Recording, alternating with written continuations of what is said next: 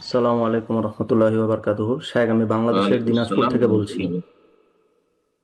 বলেন শায়েখ, প্রশ্ন। আমার প্রশ্ন হচ্ছে যে আমরা অনেক আগে থেকে, ছোট থেকে জাকির নায়কের যুক্তিভিত্তিক ভিডিও দেখে অভ্যস্ত, তো আগে অনেক ভালোই লাগতো।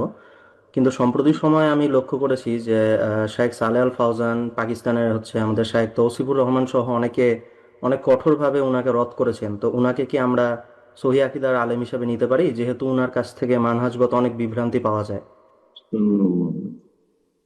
উনি সহিহ আকীদার অনেকটা কাছাকাছি এসেছিলেন, কিন্তু যুগের আবর্তন বিবর্তনে আহ, ওনার ইখওয়ানিয়ত প্রকাশ পাচ্ছে।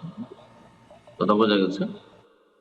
তো যদি কারো এরকম ইলমি যোগ্যতা থাকে যে তার ভালো কথাগুলি বাছাই করতে পারবে, অমুসলিমদের দাওয়াতের ক্ষেত্রে বিশেষ করে তার দ্বারা উপকৃত হবে, হতে পারে।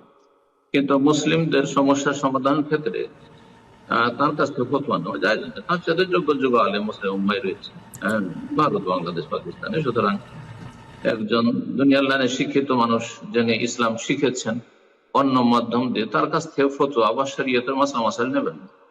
আকীদা মোটেই নেবেন না তার কাছে। কথা বোঝা গেছে?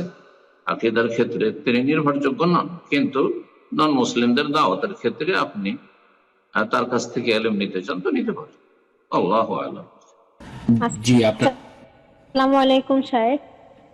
ওয়ালাইকুম আসসালাম ওয়া রাহমাতুল্লাহ। জি বলেন।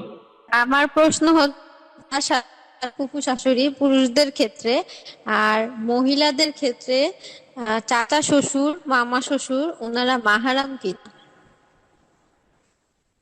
চাচা শ্বশুর মামা শ্বশুর মাহারাম কিনা? না, মাহারাম না।